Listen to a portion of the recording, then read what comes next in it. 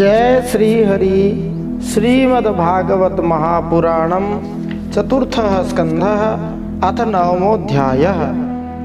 आज हम श्रीमद्भागवत महापुराण के चतुर्थ स्कंद में नवा अध्याय सुनते हैं। ध्रुव का वरदान प्राप्त करके घर लौटना। श्री गणेशाय नमः। श्री सरस्वत्यै नमः। श्री गुरवे नमः। श्री पुराण पुरुषोत्तमाय नमः।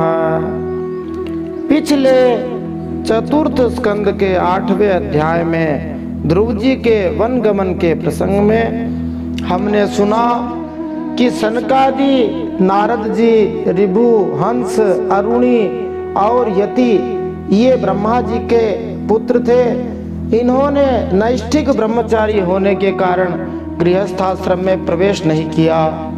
जो नैष्ठिक ब्रह्मचारी होते हैं वे आजीवन ब्रह्मचारी ही रहते हैं। फिर अधर्म का वंश आता है। अधर्म भी ब्रह्मा जी का ही पुत्र था। अधर्म की पत्नी मृषा, 2 बेटे बेटी थे। बेटे का नाम था दंभ और बेटी का नाम था माया। गाली जो है वो कली की बहन है, माने कलह की, झगड़े की बहन है। जब झगड़ा होता है तब गाली निकलती है। और क्रोध और हिंसा की बेटी है। जीवन नरक कैसे हो जाता है? तो जब जीवन में सबसे पहले अधर्म का प्रवेश होता है और अधर्म आते ही जीवन में सबसे पहला जो दोष आता है वो झूठ बोलना होता है। जैसे ही झूठ बोलना शुरू करता है फिर वो दंभ मानी पाखंड फैलाना शुरू करता है। पाखंड के साथ कुछ लोग मायावी विद्याओं को जानने वाले होते हैं, माया रचने लग जाते हैं। माया का अर्थ जो ना हो उसको दिखाने की कोशिश करते हैं। जैसे कुछ लोग होते तो बड़े बुरे हैं, ऊपर से बड़े अच्छे बनने की कोशिश करते हैं। इसी को माया दंभ कहते हैं। उन दंभ और माया ने आपस में विवाह कर लिया। यद्यपि भाई बहन ही थे पर है तो अधर्म की संतान। भाई बहन ने विवाह किया तो उनके 2 बेटा बेटी हुए। एक बेटा हुआ लोभ और बेटी हुई निकृति मनी शठता। जैसे ही कोई पाखंड और माया रचता है तो उसको कुछ लाभ होने लगता है और लाभ होने से लोभ होने लग जाता है। और जैसे जैसे लोभ बढ़ता है फिर वह मूर्खता की ओर बढ़ने लग जाता है। वह यह नहीं सोचता कि इससे मेरा नुकसान भी हो सकता है। फिर लोभ और निकृति इन भाई बहनों ने विवाह कर लिया और इनके क्रोध और हिंसा पैदा हुए। क्रोध बेटा था, हिंसा बेटी थी।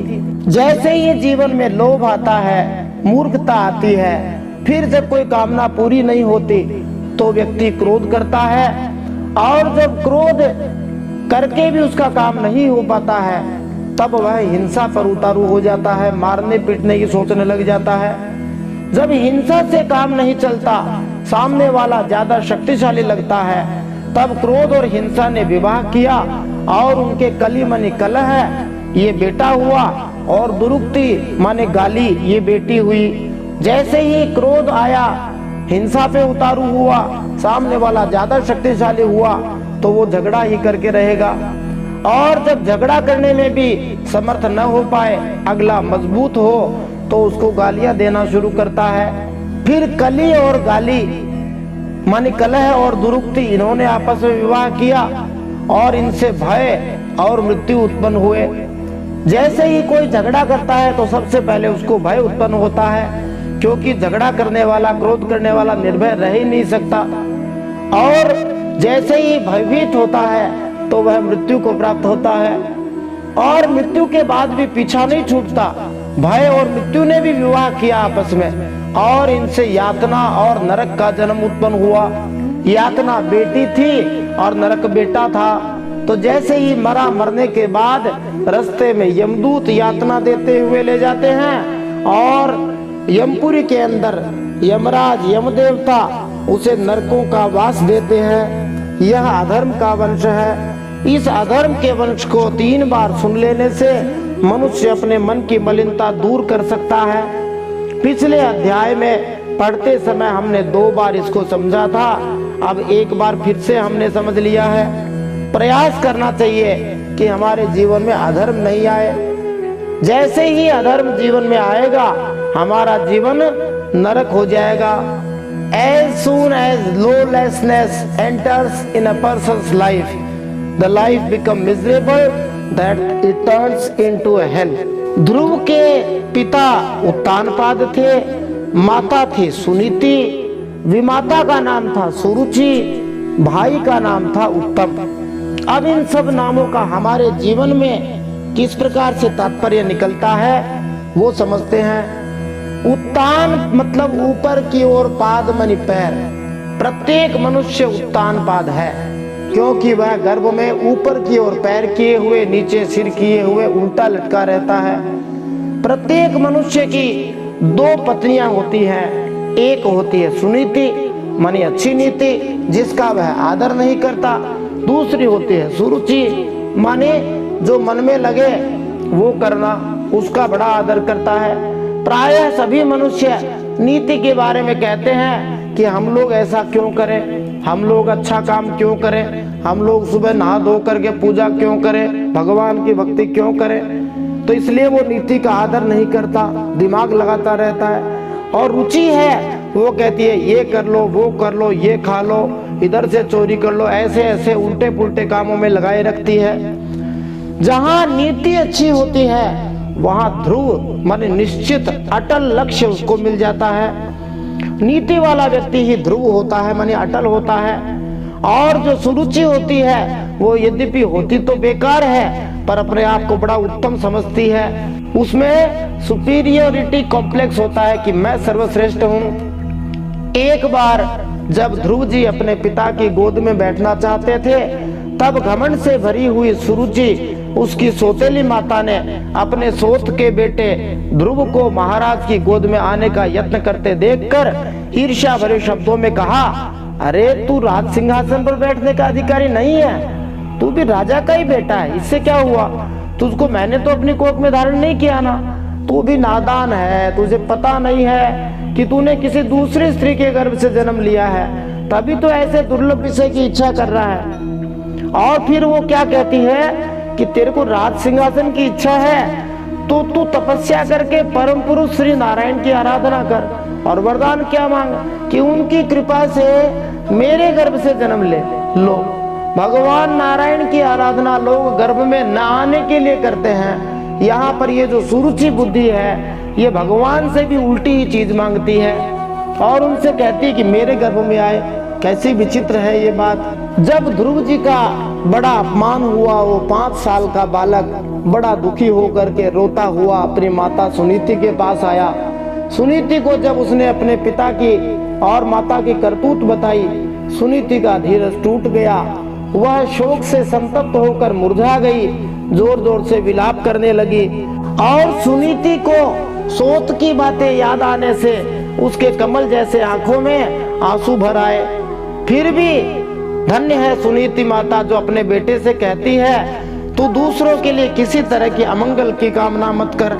जो मनुष्य दूसरों को दुख देता है उसे स्वयं ही उसका फल भोगना पड़ता है। तुम्हारी विमाता सुरुचि ने जो कहा ठीक कहा। अरे महाराज उत्तानपाद, मुझे तो पत्नी तो क्या दासी भी स्वीकार करने में लज्जा अनुभव करते हैं। तूने मुझ मंद भागिनी के गर्भ से जन्म लिया है और मेरे ही दूध से पला है, ऐसा विलाप करती है। कई लोगों की 2-2 पत्नियां होती है, एक पत्नी का वो आदर बिल्कुल नहीं करते। इस कारण बेचारी दुखी रहती है, कुछ कुछ मर भी जाती हैं। और कई लोग ऐसे होते हैं जो दूसरी पत्नी को लाकर उसको माथे चढ़ाए रहते हैं। फिर भी सुनीति माता धन्य है जो अपने बेटे ध्रुव जी से कहती है, सुरुचि ने तेरी सौतेली माँ होने पर एक बात बिल्कुल ठीक कही है। क्या कि यदि राज सिंहासन पर बैठने की इच्छा है तो द्वेष भाव छोड़कर उसी का पालन करो। क्या पालन करो? श्री अधोक्षज भगवान के चरण कमलों की आराधना में लग जाओ। वास्तव में द्वेष भाव छोड़ना बहुत आवश्यक है एक भक्त के लिए। द्वेष भाव छोड़े बिना भगवान प्रसन्न नहीं होते और भगवान की आराधना करने से ही सब कुछ प्राप्त हो जाता है। भक्ति करने से सब कुछ मिल जाता है। जो लोग कर्म में विश्वास करते हैं उन्हें एक मजदूर जितनी मजदूरी ही मिलती है, और जो संबंध स्थापित कर लेते हैं उन्हें अनंत मिल जाता है। ध्रुव जी के दादा स्वयंभू मनु थे, क्योंकि वे उत्तानपाद के पिता थे। परदादा श्री ब्रह्मा जी थे, क्योंकि स्वयंभू मनु श्री ब्रह्मा जी के पुत्र थे। ब्रह्मा जी ने भी श्री हरि के चरणों की आराधना करने से ही अपना ब्रह्म पद, जो सर्वश्रेष्ठ पद है, वह प्राप्त किया है। इसी प्रकार स्वयंभू मनु महाराज ने भी श्री भगवान की आराधना करके ही अति दुर्लभ लौकिक, अलौकिक और मोक्ष सुख की प्राप्ति करी। माने भगवान की भक्ति से लोक में भी सब सुख मिलते हैं, और अलौकिक माने इस लोक में नहीं मिलते हैं और परलोक में मिलते हैं, वो भी प्राप्त किए तथा मोक्ष भी प्राप्त कर ली। इसलिए भगवान श्री हरि सर्वथा भजनीय है, तू उन्हीं का आश्रय ले। सुनीति माता अपने बेटे से कहती है, देखो बेटा, सब चिंता छोड़कर केवल श्री हरि का भजन करना चाहिए। श्री हरि को छोड़कर इस संसार में दुख दूर करने वाला और कोई नहीं है। जिन्हें प्रसन्न करने के लिए ब्रह्मा आदि अन्य सब देवता ढूंढते रहते हैं, वे श्री लक्ष्मी जी भी दीपक की तरह हाथ में कमल लिए निरंतर उन्हीं श्री हरि की खोज में रहा करती है। इसलिए सर्वथा श्री हरि जी को ही भजना चाहिए।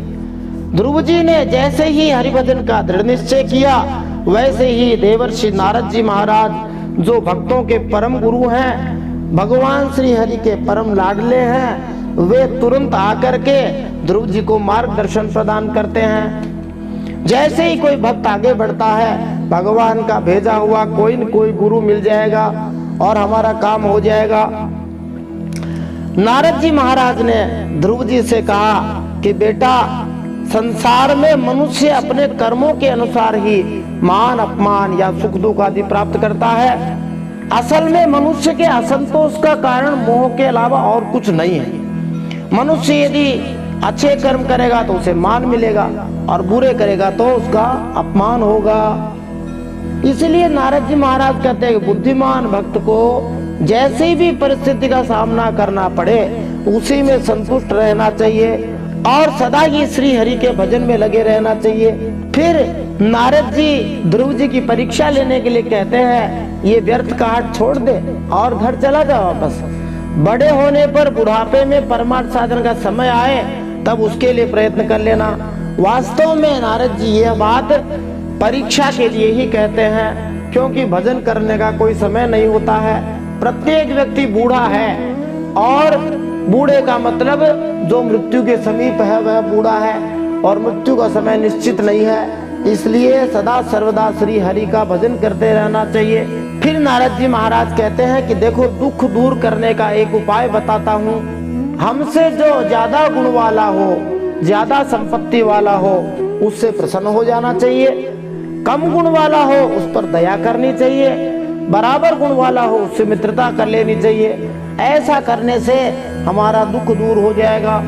नारद जी ने इतना समझाया, पर ध्रुव जी महाराज ने कहा कि मेरा हृदय तो उस विमाता सुरुचि के कटु वचन रूपी बाणों से विदीर्ण हो चुका है। इसमें छेद हुए बर्तन की तरह आपका उपदेश टिकने वाला नहीं है। आप तो मुझे उन श्री हरि की प्राप्ति का ही कोई अच्छा सा मार्ग बतलाइए, जिस पर मेरे बाप दादे या दूसरे कोई भी नहीं चढ़ सके हों।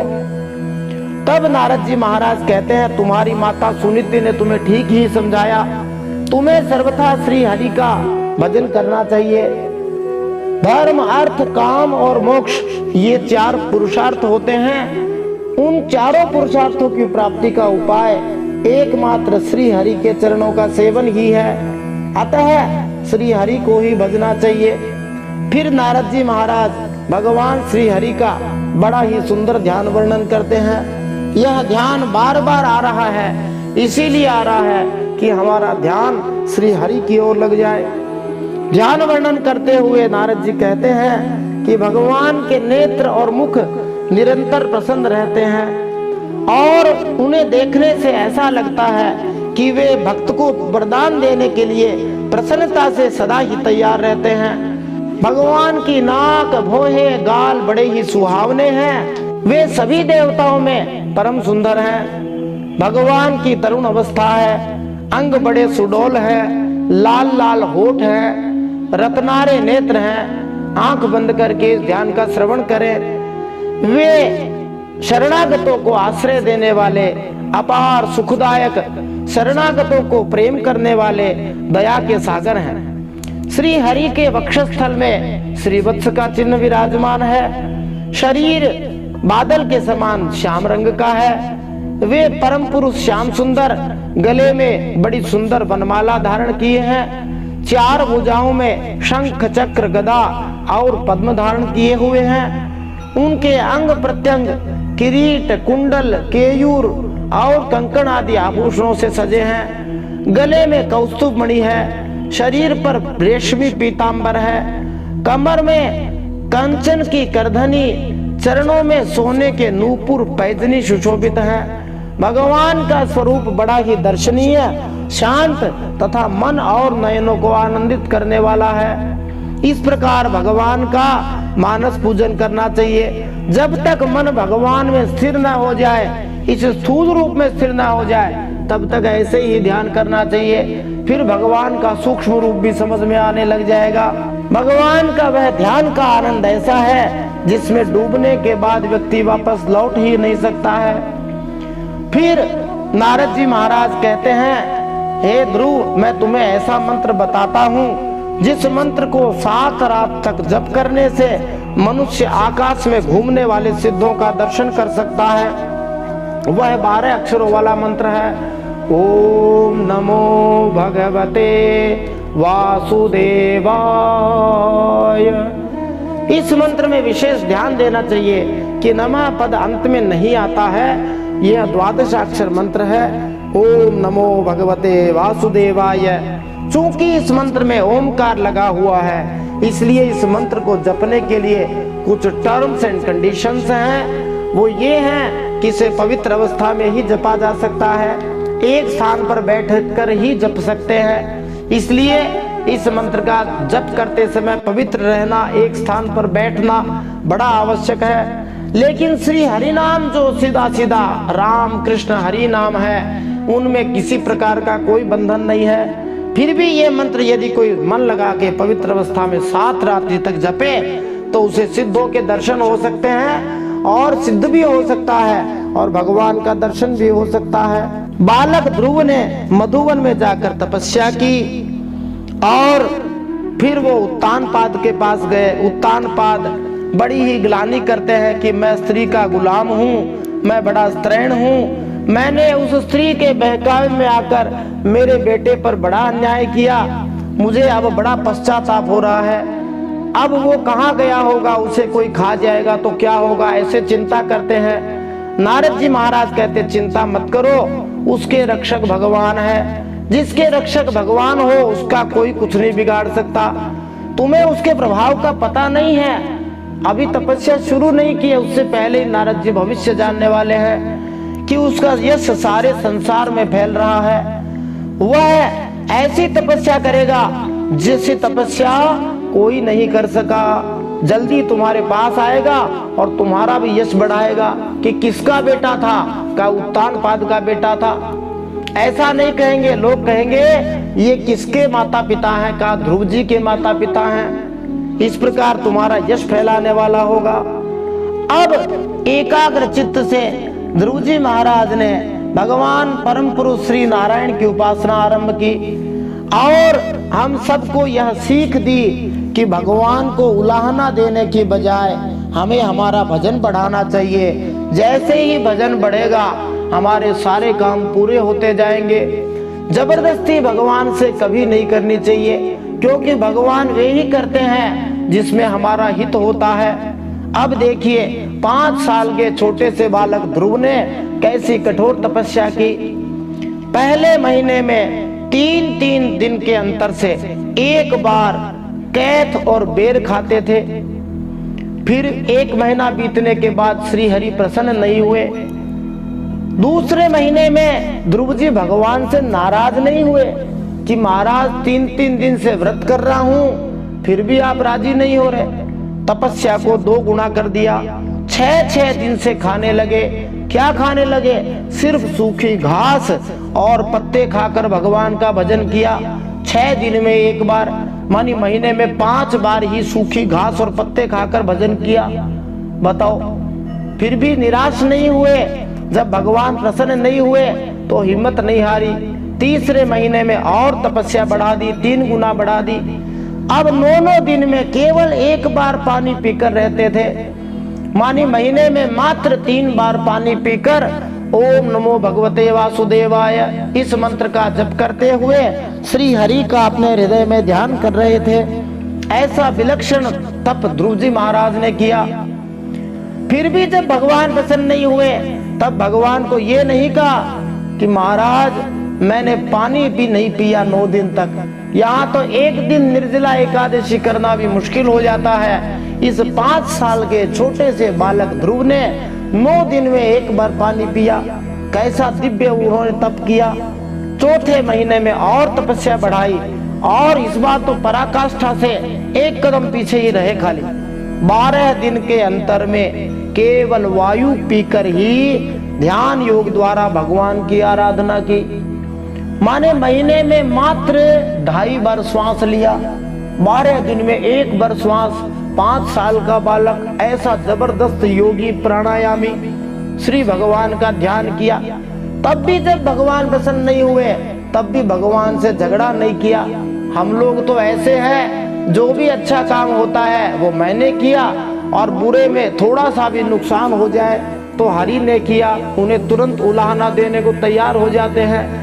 और ध्रुव जी इतनी कठोर तपस्या करके भी ऐसा नहीं कह रहे कि भगवान राजी क्यों नहीं हो रहे। उन्होंने सोचा मेरी ही कमी है और वास्तव में कमी जीव की ही रहती है, भगवान की तरफ से कोई कमी नहीं। 5वें महीने में तो सांस को भी जीतकर श्री हरि का चिंतन करते हुए एक पैर से खंबे की तरह निश्चल खड़े हो गए। जैसे ही एक पैर से खड़े हुए और अंगूठे से जब धरती दबी तो आधी पृथ्वी उसी प्रकार झुक गई जैसे किसी हाथी के चढ़ जाने पर नाव बार बार बाईं दाईं और डगमगाने लग जाती है। सभी जीवों का श्वास प्रश्वास रुक गया। सब श्री हरि की शरण में गए और श्री हरि से जाकर प्रार्थना की कि हमारी श्वास कैसे रुक गई। तब श्री भगवान ने कहा डरो मत, यह कोई दुष्ट राक्षस नहीं है, यह तो मेरा परम प्यारा लाडला भक्त ध्रुव है जो अपने चित्त को मुझ विश्वात्मा में लीन करके मेरा भजन कर रहा है। मुझ समष्टि के अंदर उसके प्राण आ जाने से सारी सृष्टि का प्राण रुक गया है। भगवान सर्वात्मा सर्वस्व है, इसीलिए तुम सबका प्राण रुक गया है। अब तुम अपने लोकों को जाओ, मैं उस बालक को इस दुष्कर तप से निवृत्त कर दूंगा, उसे दर्शन प्रदान करूंगा। बोलिए भक्तवत्सल भगवान की जय। ऐसे प्यारे भक्त की जय। ध्रुव जी महाराज हमें यही सिखा रहे हैं कि कभी हार नहीं माननी चाहिए, सदा ही श्री हरि का भजन करते रहना चाहिए, नहीं तो हमारे दुखों का कोई अंत होने वाला नहीं है। हम भजन तो करते हैं चाराना और भगवान को उलाहना देते हैं रुपए भर का। चाराना भी नहीं कर पाते, आना भर भी नहीं कर पाते। ध्रुव जी के आगे तो बड़े बड़े फेल हो जाए। उस सतयुग में ध्रुव जी ने 6 महीने में हरि जी का दर्शन कर लिया और जिसमें 10,000 वर्ष लगते थे लोगों को तपस्या करने पर, तब जाके श्री हरि प्रसन्न होते थे। आज के समय तो कोई ऐसा एक दिन भी कर ले, एक दिन तो क्या 1 घंटे के लिए भी श्वास रोक के भजन कर ले, तुरंत श्री हरि प्रकट हो जाए। अब हम श्रीमद् भागवत महापुराण के 4th स्कंद के 9वें अध्याय में इन प्रश्नों के उत्तर प्राप्त कर सकते हैं। विराट स्वरूप भगवान श्री हरि मधुबन में क्यों आए? जब ध्रुव जी ने घबराकर आंखें खोली तो अपने सामने किसे देखा? ध्रुव जी के गाल पर श्री हरि का दिव्य वेदमय शंख स्पर्श होते ही क्या हुआ? ध्रुव जी ने कितने श्लोकों में कौन से छंद में श्री हरि की स्तुति की? भगवान किसे सजीव करते हैं, चेतनता देते हैं? भगवान एक ही हैं फिर भी अनेक रूपों में कैसे दिखाई देते हैं? ध्रुव जी किनका संग मांगते हैं? भगवान सदा किस कारण बेचैन रहते हैं? भगवान भी बेचैन रहते हैं, बताओ। श्री हरि बालक ध्रुव को क्या क्या वरदान देते हैं? एक आध नहीं खूब सारे देते हैं। ध्रुवलोक की क्या महिमा है। ध्रुव हरि से दुर्लभ वरदान प्राप्त करके भी प्रसन्न क्यों नहीं हुए। बालक ध्रुव ने कितने महीने में ही श्री हरि का दर्शन प्राप्त कर लिया। बालक ध्रुव अपने आप को बड़ा पुण्यहीन क्यों समझते हैं, इतने वरदान दर्शन प्राप्त करके भी। बालक ध्रुव का सभी प्रजाजन आदि ने कैसे सत्कार किया। अब यह पहले के ध्रुव नहीं थे, ऐसा क्यों कहा गया। क्या ध्रुव जी बदल गए थे। ठंडे और गर्म आंसू कौन से होते हैं, किसके आगे सभी जीव झुक जाते हैं। जो लोग कहते हैं मैं झुकेगा नहीं, उन सबको झुकाने वाला कौन है। महाराज उत्तानपाद का महल कैसा था। आइए इन सब प्रश्नों के उत्तर आज के इस चतुर्थ स्कंद के 9वें अध्याय में प्राप्त करते हैं। जय श्री हरि। नारायणं नमस्कृत्य नरं चैव नरोत्तमं देवीं सरस्वतीं व्यासं ततो जयमुदीरयेत्। भगवान श्री नरनारायण के चरणों में प्रणाम करते हुए, श्री गणेश जी भगवान के चरणों में प्रणाम करते हुए, माता सरस्वती के चरणों में प्रणाम करते हुए, वेदव्यास भगवान को प्रणाम करते हुए, हृदयाराध्य श्री हरि चरणों में प्रणाम करते हुए, भगवत स्वरूप श्रीमद् भागवत को प्रणाम करते हुए, श्री सुखदेव मुनि और परीक्षित महाराज को प्रणाम करते हुए, अनंत कोटि सब संत महात्माओं को प्रणाम करते हुए, अब हम ध्रुव चरित्र में श्रीमद् भागवत महापुराण के चतुर्थ स्कंद में 9वां अध्याय सुनते हैं। श्रीमद् भागवत महापुराणम चतुर्थ स्कंध अथ 9मोऽध्यायः। ध्रुव का वर पाकर घर लौटना। मैत्रेय उवाच तएव मोत्सन्न भयाउरुक्रमे कृतावमानः प्रययो श्रीविष्टपम् सहस्रशीर्षापि ततो गरुत्मता मधोर्वनं भृत्य दिदृक्षया गतः। श्री मैत्रेय जी कहते हैं, विदुर जी, भगवान के इस प्रकार आश्वासन देने से देवताओं का भय जाता रहा और वे उन्हें प्रणाम करके स्वर्गलोक को चले गए। फिर विराट स्वरूप भगवान गरुड़ पर चढ़कर अपने भक्त को देखने के लिए मधुवन में आए। यहाँ पर एक बड़ा सुंदर शब्द दिया है, भृत्य दिदृक्षया, माने अपने भक्त को देखने के लिए। किस भक्त को देखने के लिए भगवान लालायित रहते हैं। तो जैसे ध्रुव जी महाराज ने बड़ी कठोर तपस्या की थी। कैसी कठोर तपस्या की थी कि पहले 3-3 रात्रि के अंतर से केवल कैथ और बेर के फल एक बार खाते थे। ऐसे 1 महीना बिताया। फिर दूसरे महीने में 6-6 दिन के अंतर से सूखे घास और पत्ते खाकर भजन किया।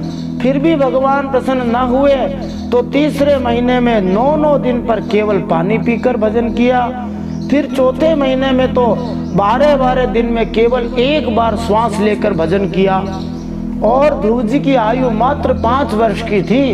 वे कोई 100 साल के 70 साल के बूढ़े योगी नहीं थे, फिर भी प्राणवायु को ऐसा जीता। और 5वें महीने में तो श्वास को भी पूरी तरह रोककर खंबे की तरह एक पैर से निश्चल होकर खड़े हो गए। ऐसी जब उन्होंने आराधना की तब ऐसे भक्त को भगवान देखने की लालसा रखते हैं। हम लोग तो बहुत थोड़ा सा भजन करते हैं, केवल भगवान के आगे थोड़ा सा हाथ जोड़ते हैं, अगरबत्ती लगाते हैं और दिया जलाते हैं, एक आध माला फेर लेते हैं, कहते हैं हमने भजन किया। और हम तो भगवान को बहुत याद करते हैं। और फिर जब हमारे काम नहीं होते तो भगवान को दोष देने लगते हैं। जब काम नहीं होता हो तो भजन बढ़ाना चाहिए। भजन करने से लौकिक और पारलौकिक दोनों ही काम सिद्ध हो जाएंगे। ऐसे भक्त को देखने के लिए भगवान लालायित होते हैं। बोलिए भक्तवत्सल भगवान की जय, भक्त और भगवान की जय। तो भगवान मधुवन में भक्त को देखने के लिए आए। फिर सवै धिया योग विपाक तीव्रया हृत्पद्मकोशे स्फुरितं तडित्प्रभं तिरोहितं सहसैवोपलक्ष्य बहिः स्थितं तदवस्थं ददर्श। उस समय ध्रुव जी तीव्र योग अभ्यास से एकाग्र हुई बुद्धि के द्वारा श्री भगवान की बिजली के समान देदीप्यमान जिस मूर्ति का अपने हृदय कमल में ध्यान कर रहे थे वह सहसा विलीन हो गई। इससे घबराकर ध्रुव जी ने जैसे ही नेत्र खोले भगवान के उसी रूप को बाहर अपने सामने खड़ा देखा। तद्दर्शनेनागत साध्वसहक्षिता ववन्दतांगं विनमय्य दण्डवत् दृग्भ्यां प्रपश्यन् प्रपिबन्निवार्भकः चुम्बन्निवास्येन भुजैरिवाश्लिषन्। अपने प्यारे श्री हरि का दर्शन पाकर बालक ध्रुव को बड़ा कुतूहल हुआ। वे प्रेम में अधीर हो गए।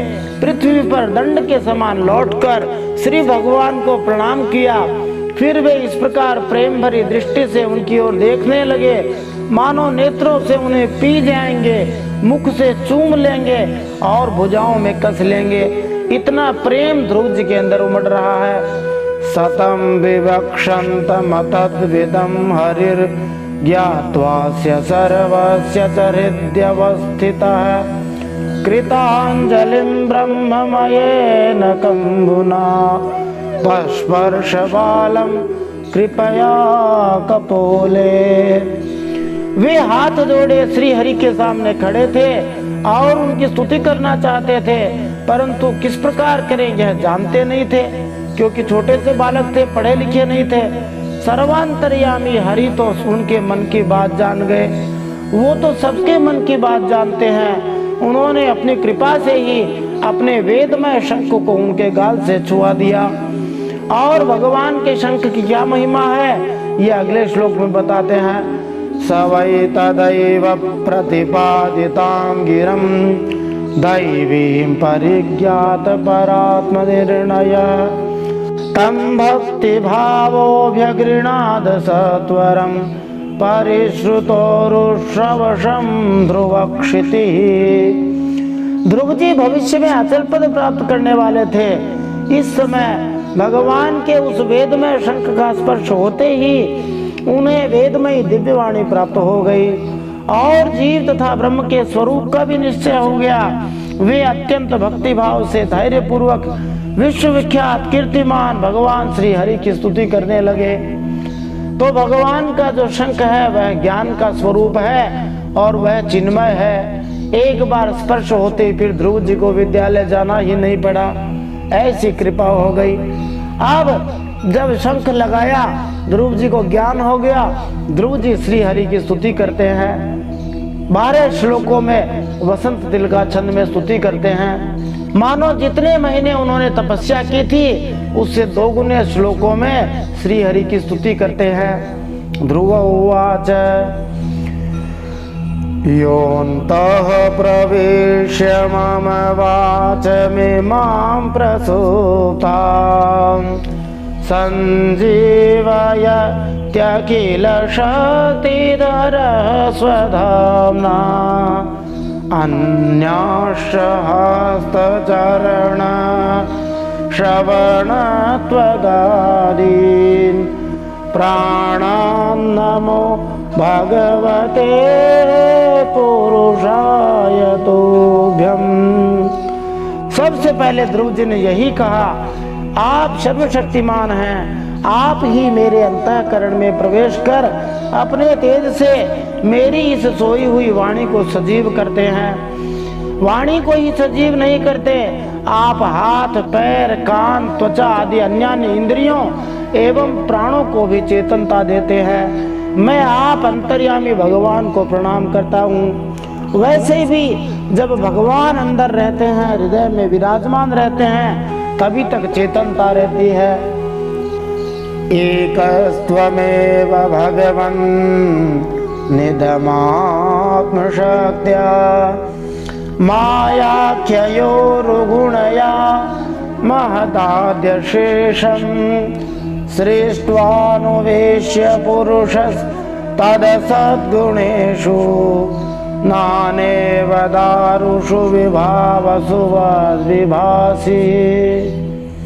हे भगवान, आप एक ही है, परंतु अपनी अनंत गुणमयी माया शक्ति से इस महद आदि संपूर्ण प्रपंच को रचकर अंतर्यामी रूप से उसमें प्रवेश कर जाते हैं और फिर इसके इंद्रियादि असत गुणों में उनके अधिष्ठात्री देवताओं के रूप में स्थित होकर अनेक रूप भासते हैं। ठीक वैसे ही जैसे तरह तरह की लकड़ियों में प्रकट हुई आग अपने उपाधियों के अनुसार भिन्न भिन्न रूपों में भासती है।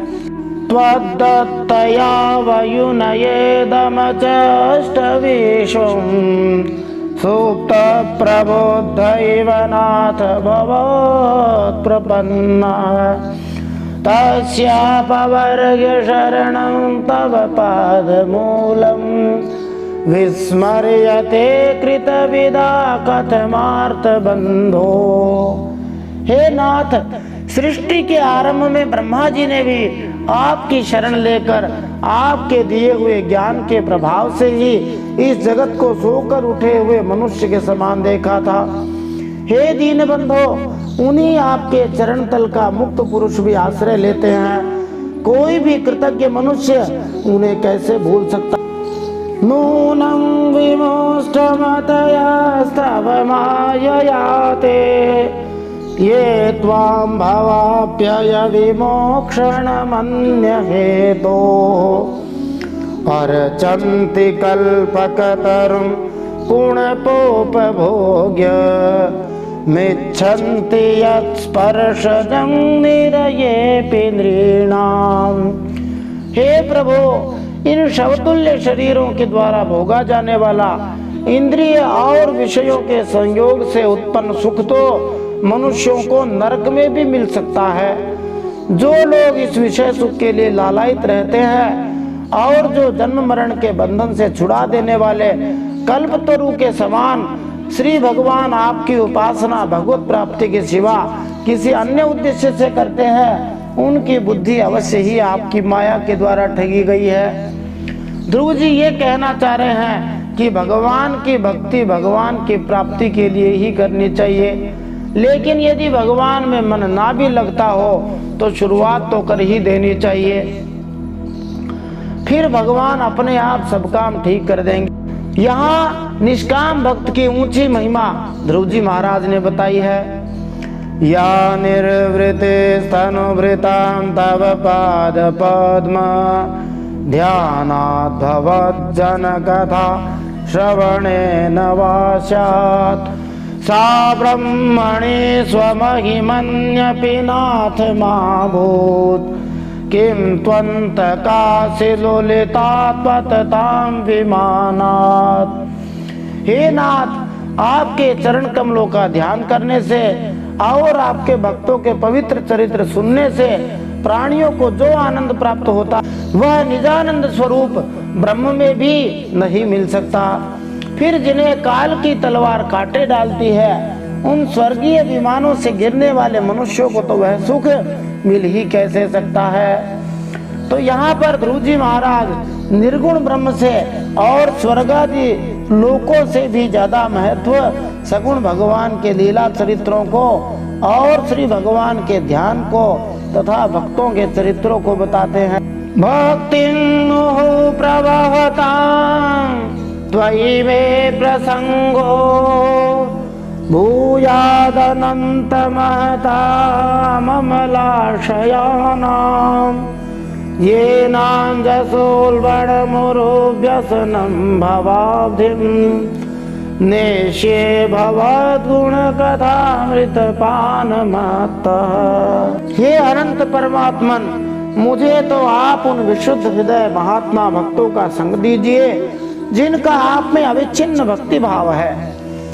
उन महात्मा भक्तों के संग में मैं आपके गुणों और लीलाओं की कथा सुधा को पी पी कर उन्मत्त हो जाऊंगा और सहज ही इस अनेक प्रकार के दुखों से पूर्ण भयंकर संसार सागर को उस पार पहुंच जाऊंगा। यहाँ पर संसार सागर को पार करने का उपाय श्री भगवान की कथा सुनना ही बताया है, इसलिए मन लगाकर भगवान की कथा सुननी चाहिए। तेन स्मरन्त्यतितरां प्रियमीशमर्त्यम् ये चान्वदः सुतसुरेद् गृहवीतदाराः ये त्वज्जनाभवदीयपदारविन्द सौगन्ध्यलुब्धहृदयेषु कृतप्रसंगाः। हे कमलनाथ प्रभो, जिनका चित्त आपके चरणों की सुगंध में लुभा गया है, उन महानुभावों का जो लोग संग करते हैं वे अपने इस अत्यंत प्रिय शरीर और इसके संबंधी पुत्र मित्र गृह और स्त्री आदि की सुधि भी नहीं करते। श्रीपदेव दैत्य मर्त्यादिभिः परिचितं सदसद्विशेषम् रूपं स्थविष्टमजते महदाद्यनेकं मातः परं परमवेद्मि न यत्र वादः। हे अजन्मा परमेश्वर, मैं तो पशु वृक्ष पर्वत पक्षी सरीसृप सर्पादि रेंगने वाले जंतु देवता दैत्य और मनुष्य आदि से परिपूर्ण तथा महद आदि अनेकों कारणों से संपादित आपके इस सदसदात्मक स्थूल विश्व को ही जानता हूँ। इससे परे जो आपका परम स्वरूप है, जिसमें वाणी की गति नहीं है, उसका मुझे पता नहीं है। वास्तव में सभी साधारण मनुष्यों के लिए बहुत बढ़िया बात ध्रुव जी कह रहे हैं कि जो कुछ दिखाई दे रहा है वह भगवान का ही स्थूल स्वरूप है। उसको यदि नमस्कार करना शुरू कर दिया तो भगवान के सूक्ष्म स्वरूप का भी दर्शन हो ही जाएगा और भगवान के स्थूल स्वरूप में भी भगवान अपना दर्शन दे ही देंगे। फिर सब कुछ जान लिया जाएगा। कल्पांत एतदखिलं जठरेण गृह्णन् शेते पुमान् स्वदृगनन्त सखास्तदङ्के यन्नाभिसिन्धुरुहकाञ्चन लोकपद्म गर्भे द्युमान् भगवते प्रणतोऽस्मि तस्मै। हे भगवान, काल का अंत होने पर योग निद्रा में स्थित जो परम पुरुष इस संपूर्ण विश्व को अपने उदर में लीन करके शेष जी के साथ उन्हीं की गोद में शयन करते हैं तथा जिनके नाभि समुद्र से प्रकट हुए सर्वलोक में सुवर्ण वर्ण कमल से परम तेजोमय ब्रह्मा जी उत्पन्न हुए, वे भगवान आप ही हैं। मैं आपको प्रणाम करता हूँ। त्वं नित्यमुक्त परिशुद्ध विबोध आत्मा कूटस्थ आदि पुरुषो भगवास्त्यधीश यद्बुद्ध्यवस्थितमखण्डितया स्वदृष्ट्या अष्टास्थितावधिमखो व्यतिरिक्त से। हे प्रभु, आप अपनी अखंड चिन्मयी दृष्टि से बुद्धि की सभी अवस्थाओं के साक्षी हैं तथा नित्य मुक्त शुद्ध सत्वमय सर्वज्ञ परमात्मा स्वरूप निर्विकार आदि पुरुष षडैश्वर्य संपन्न एवं तीनों गुणों के अधीश्वर आप ही है। आप जीव से सर्वथा अलग है तथा संसार की स्थिति के लिए यज्ञाधिष्ठाता विष्णु रूप से विराजमान है। ये स्तुतियां बड़ी ही महत्वपूर्ण हैं क्योंकि इन स्तुतियों में भक्तों के उम्र भर के किए हुए तपस्या का फल दिखाई देता है। ये इस श्लोक में ध्रुव जी महाराज कह रहे हैं कि आप ही सब कुछ है। शुद्ध सत्य में भी आप ही हैं, सभी की अवस्थाओं के साक्षी भी आप ही हैं, सब कुछ जानने वाले भी आप ही हैं, परमात्मा भी आप ही हैं, निर्विकार जिसको कहते हैं, निर्गुण ब्रह्म कहते हैं, वे भी आप हैं, आदि पुरुष भी आप ही हैं, 6 प्रकार के जो ऐश्वर्य है वे भी आप में ही हैं और सत्व रज तम इन तीनों गुणों के अधीश्वर भी आप श्री हरि ही हैं। इससे ज्यादा क्या प्रमाण चाहिए। यस्मिन् विरुद्धगतयो यनिशं पतन्ति विद्यादयो विविधशक्तयानुपूर्व्यात् तद्ब्रह्म विश्वभवमेकमनन्तमाद्य मानन्दमात्रमविकारमहं प्रपद्ये। आपसे ही विद्या अविद्या आदि विरुद्ध गतियों वाली अनेकों शक्तियां धारावाहिक रूप से निरंतर प्रकट होती रहती हैं। आप जगत के कारण अखंड अनादि अनंत आनंदमय निर्विकार ब्रह्म स्वरूप हैं। मैं आपकी शरण में हूँ। सत्याशिषो हि भगवंस्तव पाद पद्म माशीस्तथानुभजतः पुरुषार्थ मूर्ते अप्येवमर्य भगवान् परिपाति दीनान् वासरेव वत्सकमनुग्रहकातरोऽस्मान्। हे भगवान, आप परमानंद मूर्ति हैं। जो लोग ऐसा समझकर निष्काम भाव से आपका निरंतर भजन करते हैं उनके लिए राज्य आदि भोगों की अपेक्षा आपके चरण कमलों की प्राप्ति ही भजन का सच्चा फल है। अब ध्रुव जी को लग रहा है कि जिस उद्देश्य के लिए ग्लानि से मैंने हरि भजन किया था, वह उद्देश्य जो राजा की गोद में बैठना था अथवा राजा बनना था, वह उद्देश्य अब निकल रहा है। और वे कह रहे, वास्तव में आपके चरणों का आश्रय ही सबसे अच्छा है। हे स्वामी, यद्यपि बात ऐसी ही है तो भी गाय जैसे अपने तुरंत के जन्मे हुए बछड़े को दूध पिलाती और व्याघ्रादि से बचाती रहती है, वैसे ही आप भी भक्तों पर कृपा करने के लिए निरंतर विकल रहने के कारण हम जैसे सकाम जीवों की भी कामना पूर्ण करके उनकी संसार भय से रक्षा करते रहते हैं। बड़ी विशेष बात ध्रुव जी महाराज कह रहे हैं कि भगवान की भक्ति निष्काम भाव से ही करनी चाहिए। यदि सकाम भाव से करे तो भी भगवान उन भक्तों की कामना पूरी करने के लिए और उनकी रक्षा करने के लिए बेचैन रहते हैं, मानी सदा ही तैयार रहते हैं। उन्हें कोई भज के देखे तो सही। ये इतनी सुंदर स्तुति ध्रुव जी महाराज ने करी है। और ध्रुव जी की आयु कितनी है? मात्र 5 वर्ष। 5 वर्ष का बालक इतनी अद्भुत स्तुति कर रहा है। किसी विद्यालय में पढ़ने नहीं गया, किसी गुरु जी के पास नहीं गया, कोई पढ़ाई नहीं की, कोई शास्त्र नहीं पढ़ा। केवल श्री भगवान की कृपा से उनके वेदमय शंख का स्पर्श होते ही ऐसी अद्भुत स्तुति ध्रुव जी महाराज ने की है। बोलिए ध्रुव जी महाराज की जय, ध्रुवानुग्रह भगवान की जय। मैत्रेय उवाच अथाभिष्ठुत एवं वै सत्संकल्पेन धीमता भृत्यानुरक्तो भगवान् प्रतिनन्द्येतमब्रवीत्। श्री भगवान् उवाच वेदाहं ते व्यवसितं हृदि राजन्य बालक तत्प्रयच्छामि भद्रं ते दुरापमपि सुव्रत। श्री मैत्रेय जी कहते हैं, विदुर जी, जब शुभ संकल्प वाले मतिमान ध्रुव जी ने भगवान की ऐसी स्तुति की तब भक्तवत्सल भगवान उनकी प्रशंसा करते हुए कहने लगे। श्री भगवान ने कहा, उत्तम व्रत का पालन करने वाले राजकुमार, मैं तेरे हृदय का संकल्प जानता हूँ। यद्यपि उस पद का प्राप्त होना बहुत कठिन है तो भी मैं तुझे वह देता हूँ, तेरा कल्याण हो।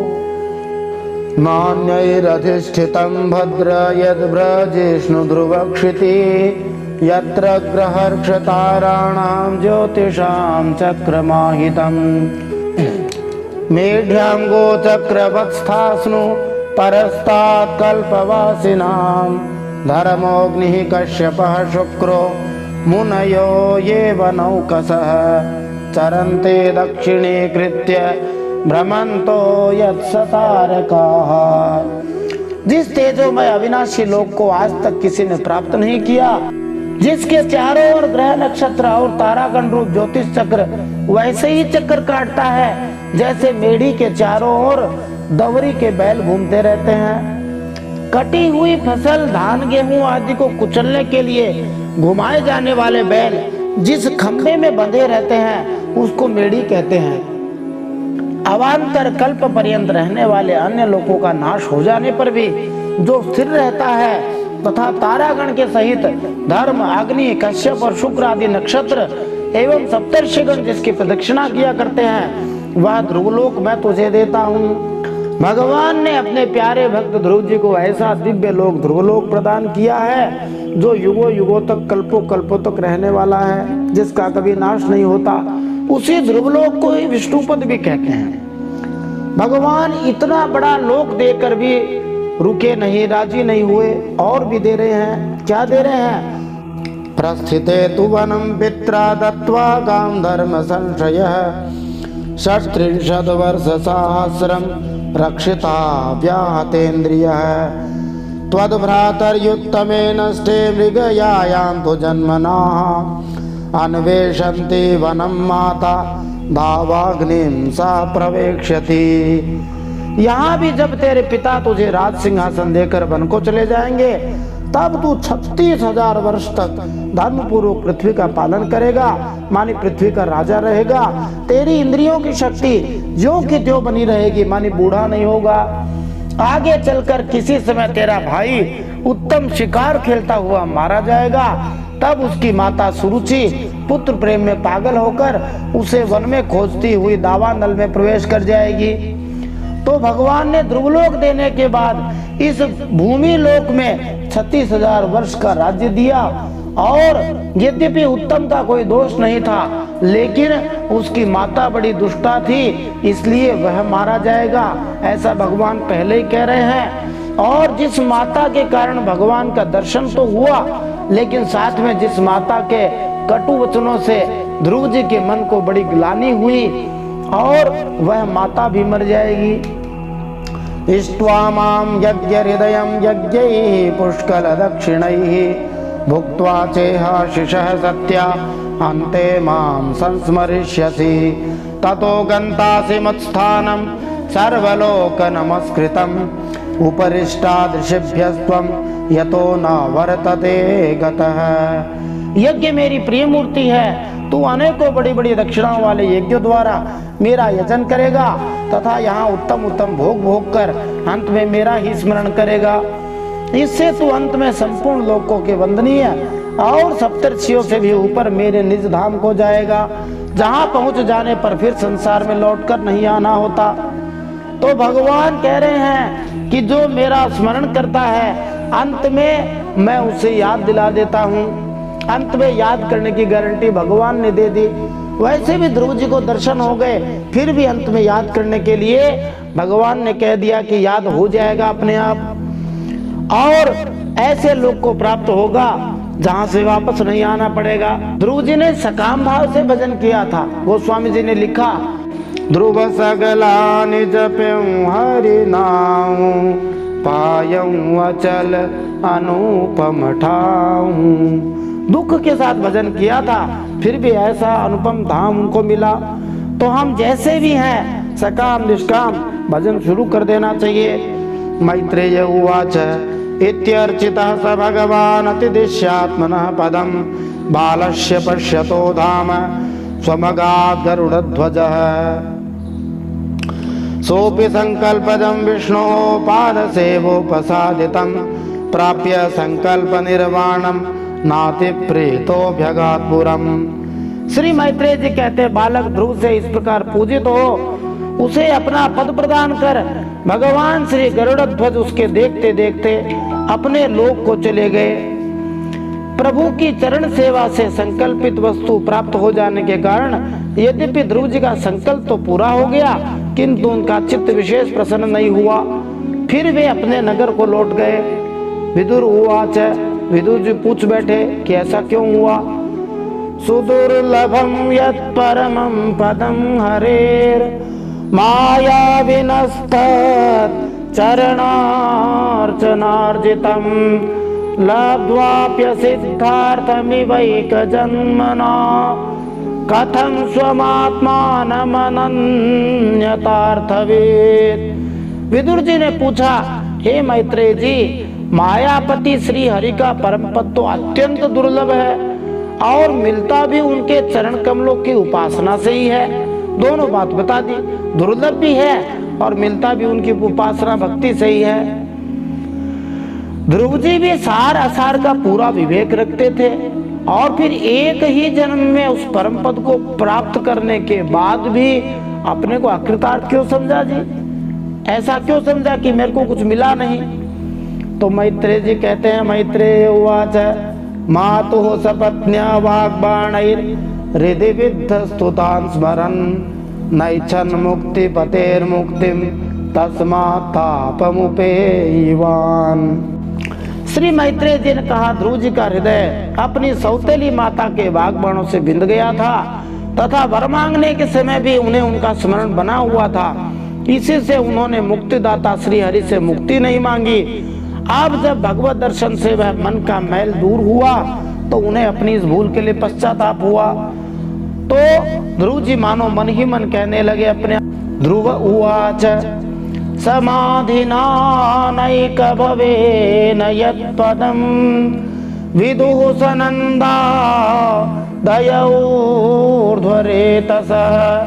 मासैरहं षड्भिरमोऽस्य पादयोः छायामुपेत्य भगतः पृथंग मतिः।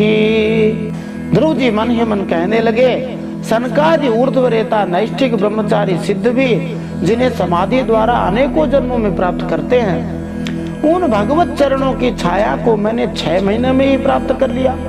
किंतु मेरे चित्त में दूसरी वासना रहने के कारण मैं फिर उनसे दूर हो गया। अहो बत ममानात्म्यं मंदभाग्यस्य पश्यत भवच्छिद पादमूलं गत्वा याचे यदन्तवत् मतिर्विदूषिता देवैः पतद्भिरसहिष्णुभिः यो नारद वचस्तथ्यं नाग्राहि शमसत्तमः। मुझ मंदभाग्य की मूर्खता तो देखो, मैंने संसार पाश को काटने वाले भगवान के पाद पद्मों में पहुंचकर भी उनसे नाशवान वस्तु की ही याचना की है। देवताओं को स्वर्गभोग के पश्चात फिर नीचे गिरना होता है, इसलिए वे मेरी भगवत प्राप्ति रूप उच्च स्थिति को सहन कर नहीं सके, अतः उन्होंने ही मेरी बुद्धि को नष्ट कर दिया। तभी तो मुझ दुष्ट ने नारद जी की यथार्थ बात भी स्वीकार नहीं की। दैवी मायामुपाश्रित्य प्रसुप्त इव भिन्न दृक् तप्ये द्वितीयेऽप्यसति भ्रातृभ्रातृभ्यरिदृजा मयैतत् प्रार्थितं व्यर्थं चिकित्सेव गतायुषि प्रसाद्य जगदात्मानं तपसा दुष्प्रसादनं भवच्छिदमया चेहं भवं भाग्य विवर्जितः। यद्यपि संसार में आत्मा के सिवा दूसरा कोई भी नहीं है, तथापि सोया हुआ मनुष्य जैसे स्वप्न में अपने ही कल्पना किए हुए व्याघ्रादि से डरता है, उसी प्रकार मैंने भी भगवान की माया से मोहित होकर भाई को ही शत्रु मान लिया और व्यर्थ ही द्वेष रूप हार्दिक रोग से जलने लगा। जिन्हें प्रसन्न करना अत्यंत कठिन है, उन्हीं विश्वात्मा श्री हरि को तपस्या द्वारा प्रसन्न करके मैंने जो कुछ मांगा है वह सब व्यर्थ है। ठीक वैसे ही जैसे जिस मनुष्य की आयु चली गई हो उसके लिए चिकित्सा व्यर्थ होती है। मैं बड़ा भाग्यहीन हूँ, संसार बंधन का नाश करने वाले भगवान से मैंने संसार ही मांगा।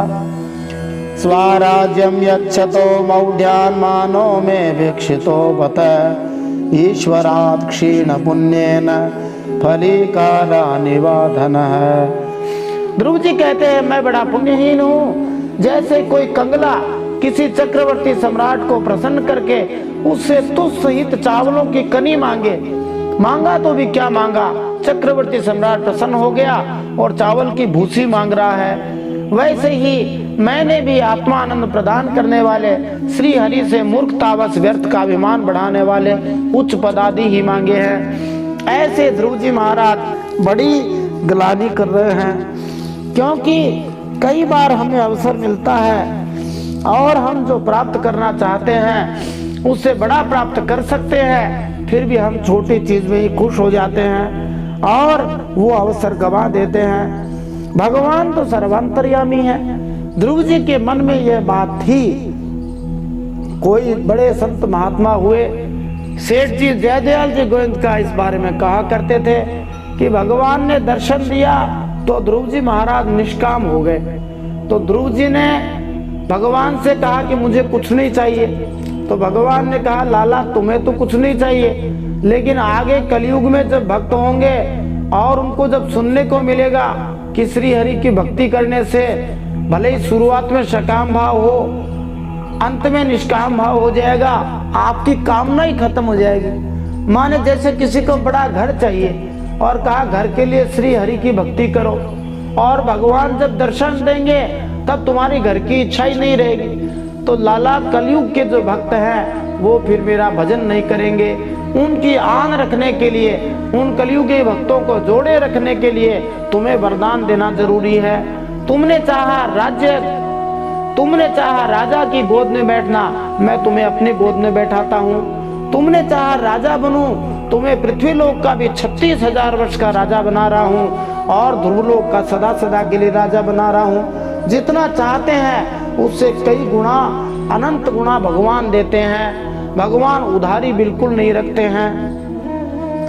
मैत्रेय उवाच न वै मुकुन्दस्य पदारविन्दयो रजोजुषस्तात भवादृशा जनाः वाञ्छन्ति तद्दास्यमृतेऽर्थमात्मनो यदृच्छया लब्धमनः समृद्धयः।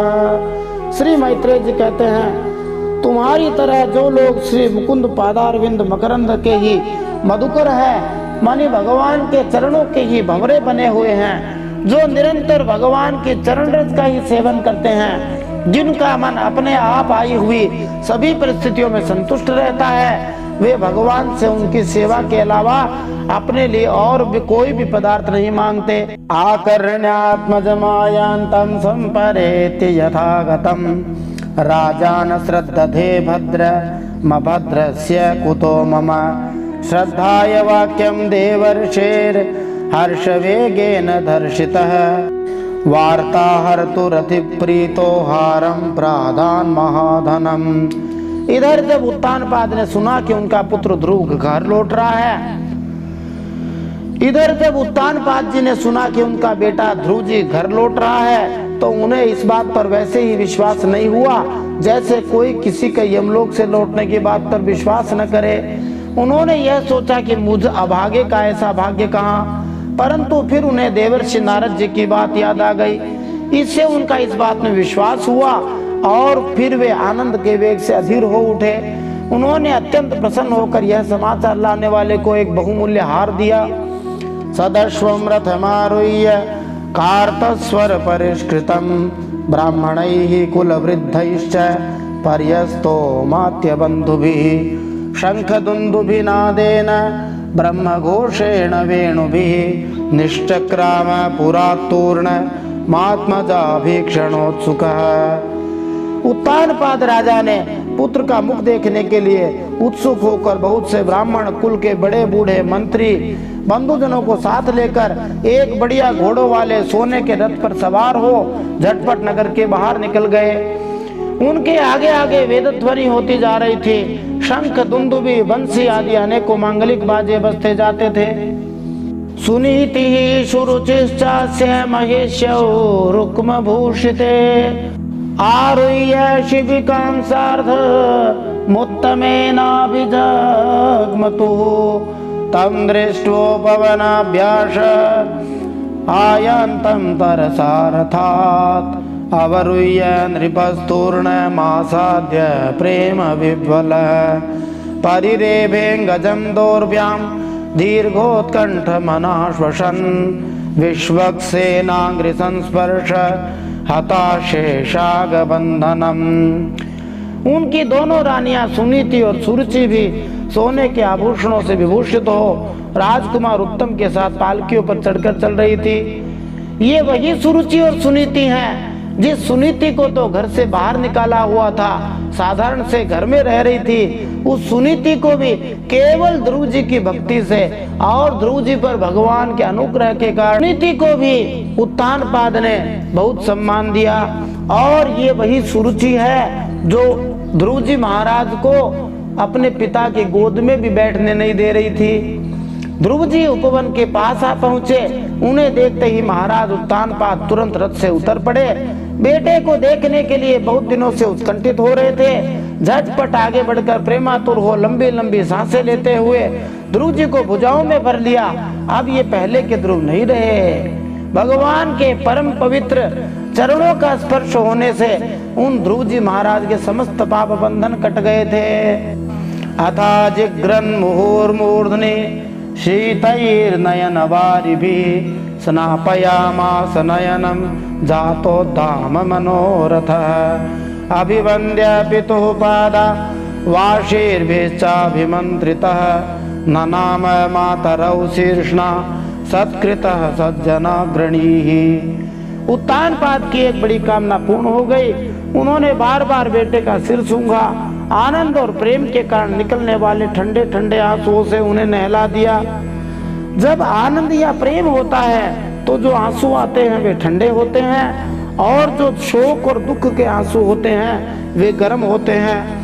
फिर सज्जनों में अग्रगण्य ध्रुव जी ने पिताजी के चरणों में प्रणाम किया और उनसे आशीर्वाद प्राप्त कर कुशल प्रश्नादि से सम्मानित हो दोनों माताओं को प्रणाम किया। सुरुचिस्तम समुत्थाप्य पादावनतमर्भकं परिष्वज्याह जीवेति बाष्पगद्गदया गिरा यस्य प्रसन्नो भगवान् गुणैर्मैत्र्यादिभिर्हरिः तस्मै नमन्ति भूतानि निम्नमापैव स्वयं। छोटी माता सुरुचि ने अपने चरणों पर झुके हुए ध्रुव जी को उठाकर हृदय से लगा लिया और आंसुओं से गदगद वाणी से चिरंजीवी रहो ऐसा आशीर्वाद दिया। अब यहाँ पर कह रहे हैं कि जिस प्रकार जल स्वयं ही नीचे की ओर बहने लगता है वैसे ही मैत्री आदि गुणों के कारण जिस पर श्री भगवान प्रसन्न हो जाते हैं उसके आगे सभी जीव झुक जाते हैं। तो भगवान कब प्रसन्न होते हैं? जब मैत्री आदि जो 13 धर्म की पत्नियां हैं अथवा गुण हैं उनको धारण करते हैं तो भगवान प्रसन्न हो जाते हैं। और जब भगवान प्रसन्न हो गए तो सारी सृष्टि उनके आगे झुकती है। जैसा गोस्वामी तुलसीदास जी ने कहा इसी चौपाई का भाव, जहाँ पर कृपा राम के होई ता पर कृपा कर सब कोई। उत्तमस्य ध्रुवस्सो भावन्योन्यं प्रेम विह्वलौ अंग संगादुत्फुलका वस्रौघं मुहुरुहतुः सुनीतिरस्य जननी प्राणेभ्योऽपि प्रियं सुतम् उपगुह्य जहावाधिं तदंग स्पर्श निर्वृता। इधर उत्तम और ध्रुव दोनों ही प्रेम से विबल होकर मिले। एक दूसरे के अंगों का स्पर्श पाकर उन दोनों भाइयों के ही शरीर में रोमांच हो आया और नेत्रों से बार बार आंसुओं की धारा बहने लगी। ध्रुव जी की माता सुनीति अपने प्राणों से भी प्यारे बेटे को गले लगाकर सारा संताप भूल गई। उसके सुकुमार अंगों के स्पर्श से उसे बड़ा ही आनंद प्राप्त हुआ। पयस्तनाभ्यां शुश्राव नेत्रजैः सलिलैः शिवैः तदाभिषिच्यमानाभ्यां वीर वीर सुवो मुहुः तां शशंसुर्जनाराज्ञीं दिष्ट्या ते पुत्रार्तिहा प्रतिलब्धश्चिरं नष्टो रक्षिता मंडलम भुवः। वीर माता सुनीति के स्तन उसके नेत्रों से झरते हुए मंगलमय आनंदाश्रुओं से भीग गए और उनसे बार बार दूध बहने लगा। उस समय पूर्ववासी लोग उनकी प्रशंसा करते हुए कहने लगे, महारानी जी आपका लाल बहुत दिनों से खोया हुआ था, सौभाग्यवश अब वह लौट आया है। यह हम सबका दुख दूर करने वाला है, बहुत दिनों तक भूमंडल की रक्षा करेगा। ये साधारण लोगों को भी पता लग गया कि ये राजा बन गया है क्योंकि भगवान श्री हरि की कृपा हो गई है। अभ्यर्चितस्त्वयानूनं भगवान प्रणतार्तिहा यदनुध्यायिनो धीरा मृत्युं जिज्ञो सुदुर्जयम् लाल्यमानं जनैरेवं ध्रुवं सभ्रातरं नृपः आरोप्य कर्णीं हृष्टः स्तूयमानो विशत्पुरम्। लोग कहते हैं आपने अवश्य ही शरणागतों के भय का भंजन करने वाले भगवान श्री हरि की उपासना की है। उनका निरंतर ध्यान करने वाले धीर मनुष्य परम दुर्जय मृत्यु को भी जीत लेते हैं। इस प्रकार जब सभी लोग ध्रुव जी के प्रति अपना लाड़ प्यार प्रकट कर रहे थे उसी समय उन्हें भाई उत्तम के सहित हथनी पर चढ़ाकर महाराज उत्तानपाद ने बड़े हर्ष के साथ राजधानी में प्रवेश किया। उस समय सभी लोग उनके भाग्य की बड़ाई कर रहे थे। सब ध्रुव जी को लाड लड़ा रहे हैं। छोटा सा बालक है 5 साल का। उस 5 साल के बालक ने श्री हरि को प्रसन्न कर लिया।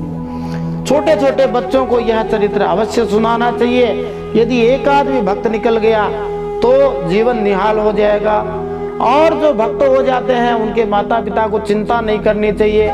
भक्त हो गया तो उसको सब कुछ मिल जाएगा, चिंता बिल्कुल नहीं करनी चाहिए।